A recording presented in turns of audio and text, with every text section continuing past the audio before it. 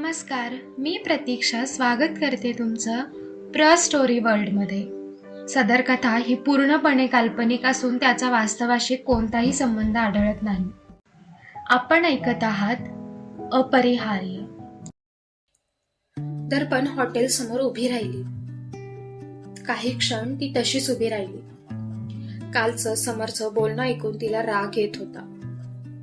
ती आत आली आणि तिने पाहिलं तर हॉटेलमध्ये जास्त गर्दी नव्हती.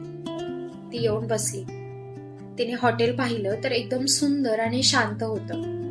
हॉटेलच्या सजावटीवरूनच कळत होतं की हे त्याचं हॉटेल असणार. मॅम, मेन्यू कार्ड म्हणत वेटरने तिच्या समोर मेन्यू कार्ड ठेवलं.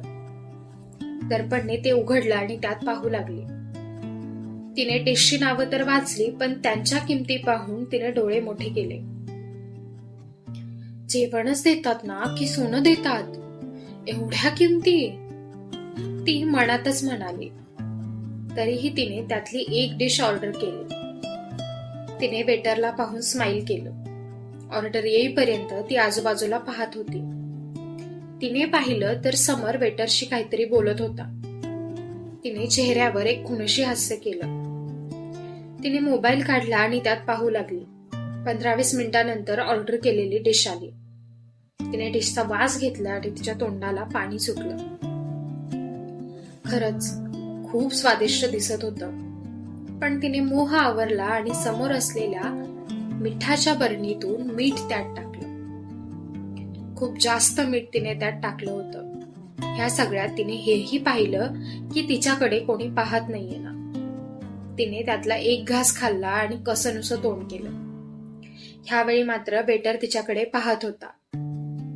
तिने कसंनुसं तोंड केलं आणि ते पाणी प्यायले. टिश्यू घेऊन तिने तोंड पुसलं. वेटरने ते पाहिलं आणि तो तिच्याकडे आला.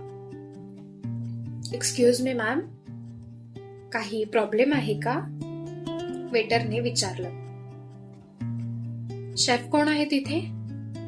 दर्पणने शांतपणे विचारलं, कारण तिला कोणाच्याच नजरा तिच्यावर नको होत्या. काही प्रॉब्लेम झाला आहे का मॅम? वेटरने परत एकदा विचारलं. प्लीज शेफला बोलवा, ती शांतपणे म्हणाली.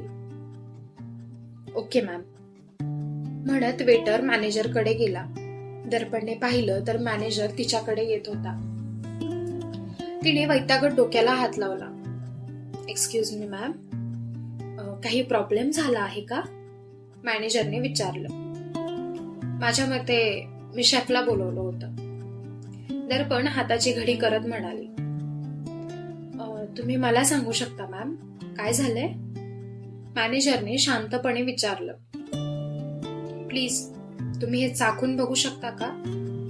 म्हणत तिने डिश पुढे केली.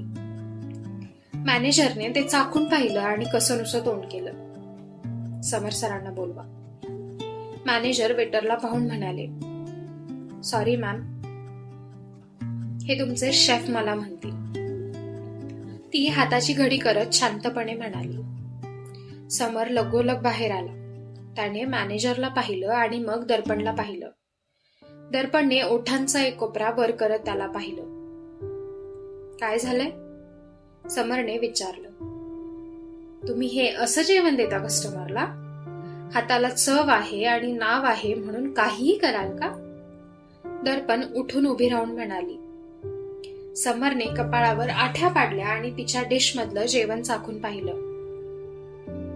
साहजिक ते त्याला खारट लागलं होतं. हे पहा मिस, समर काही म्हणणार तेच मॅनेजर मध्ये म्हणाले. सॉरी म्हणून मिटून टाका ना सर. सॉरी आणि ह्यांना प्रश्नच येत नाही, समर तोऱ्यात म्हणाला.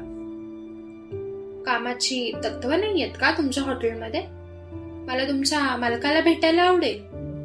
दर्पण भुवई वर करून म्हणाली.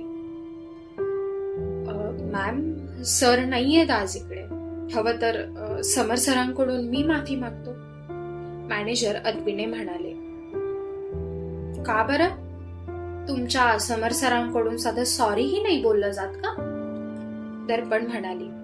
हे पहा मिस, समर काही म्हणणार तेच दर्पण परत म्हणाली. ह्याला म्हणतात का प्रोफेशनल काम? असं करतात का काम? मला जर असं माहिती असतं की इथे असं जेवण दिलं जातं तर मी आधीच दुसरीकडे गेले असते ना. तसंही अजून वेळ गेलेली नाहीये. दर्पण म्हणाले. Sir please. मॅनेजर विनंती करत म्हणाले. समरने रागात एक लुक तिला दिला आणि डोक्यावर असलेली टोपी हातात काढून घेतली. त्याने मान झुकवली आणि दातखडे खात तो म्हणाला, आय एम सॉरी मॅम.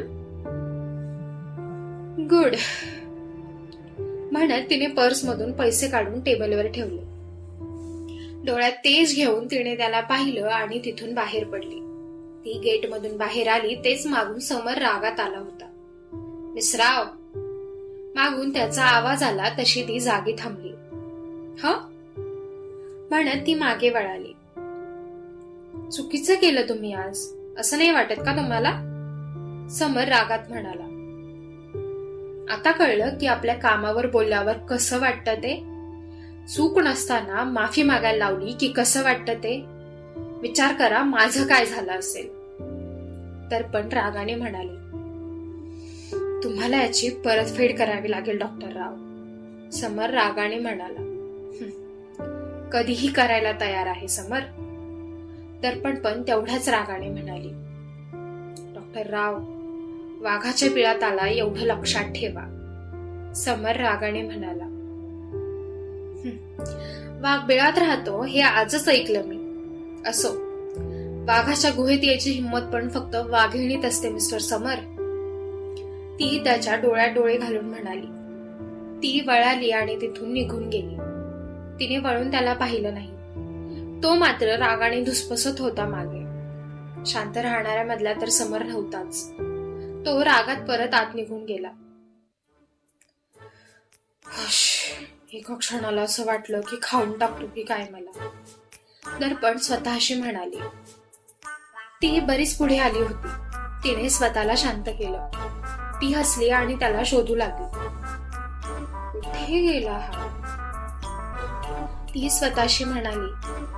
आठवण काढली डॉक्टर राव? त्याने मागून येऊन विचारलं. हो, तू जसं म्हणाला तसं मी केलं. ती दात दाखवून हसत म्हणाली. अरे वा, कसं वाटतंय मग? त्याने विचारलं. तसं तर बरं वाटतंय मला, पण तो खूप चिडलाय. काहीही करेल तो. दर्पण म्हणाले. मी आहे ना त्यासाठी. तो पण दात दाखवून म्हणाला. ठीक आहे, बघू. ती म्हणाली आणि तिने रिक्षाला हात केला. दर्पण हॉस्पिटलमध्ये आली होती. ती गेटमधून आत येत होती जेव्हा तिला वेद दिसला. वेद सुद्धा आत निघाला होता. तिची पावलं मंद झाली. तिला वेदशी बोलायची इच्छा नव्हती. तिला काल असं वाटलं होतं की तो तिच्या बाजूने बोलेल, पण उलट झालं. ती तिच्या विचारात चालली होती जेव्हा वेदने तिला पाहिलं. डॉक्टर राव. त्याने आवाज दिला तसं तिने त्याच्याकडे पाहिलं. Good evening sir. ती चेहऱ्यावर कोणतेच भाव न ठेवता म्हणाली. Good evening. वेद म्हणाला. काल जे झालं ते खरं तर अनपेक्षित होतं. वेद म्हणाला, पण त्याचं बोलणं पूर्ण होऊ न देता दर्पण मध्ये म्हणाले. सॉरी सर, पण मला आधीच उशीर झाला आहे. ती म्हणाली आणि तिथून पटकन निघून गेली. साहजिक तिला वाईट वाटत होतं तिच्या वागण्याचं, पण तिला वेळ लागणार होता हे सगळं विसरायला. ठेवून द्यायची नाही त्याच्या कानाखाली. तो स्टाफ रूम मध्ये येत रागाने म्हणाला. का? ती त्याच्याकडे पाहून हसत म्हणाली. काय ग? अंजली तिला असं हसताना पाहून म्हणाली. कुठे काय? ती बळेच हसत म्हणाली. मग हसलीस का? अंजलीने विचारलं. झोक आठवला म्हणून. दर्पण म्हणाली. असं होय? अंजलीने विचारलं. होय होय, असंच. दर्पण हसत म्हणाली. मी असं ऐकलंय नवीन इंटर्न येत आहेत, ते पण प्रत्येक वॉर्डमध्ये. अंजली आनंदाने म्हणाली. चला, बरं आहे. डे शिफ्टला एवढे लोक असतात, पण नाईटला फक्त आपण असतो. आपण याच्या आधी डेचा स्टाफ पण निघून जातो, त्यामुळे आपली जास्त धावपळ होती. बरं आहे नवीन स्टाफ येतोय ते. दर्पण स्वतःच आवरत म्हणाली.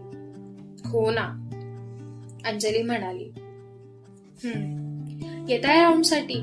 दर्पणने अंजलीला विचारलं. हो. तू पुढे हो, फ्रेश होऊन आले. अंजली म्हणाली. ठीक आहे म्हणत दर्पण बाहेर पडली. तू जरा आजूबाजूला माणसं पाहून येत जा बरं. उगाच मला मरायला लावशील एखाद्या दिवशी. दर्पण त्याला सोबत चालताना पाहून म्हणाली. ओहो, कोणाला तरी मी कालपर्यंत नको होतं आणि आज माणसं पाहून ये म्हणत आहे. सुधारणा आहे बरं का.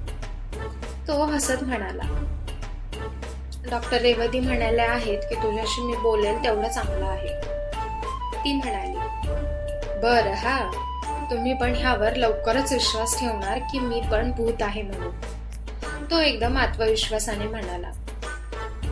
इथे माणसांवर विश्वास ठेवणं अवघड आहे. मग तू तर म्हणत तिने वाक्य अर्धवट सोडलं आणि वॉर्डमध्ये गेली. इकडे समरने सीसीटीव्ही फुटेज चेक केलं होतं, ज्यात स्पष्ट कळालं होतं की दर्पणने स्वतः त्यात मीठ टाकलं होतं. समरचे डोळे आग ओकत होते. त्याने रागात मुठी टेबलवर आदळल्या. तुम्हाला यासाठी भरपाई करावी लागेल डॉक्टर राव. तो रागाने म्हणाला.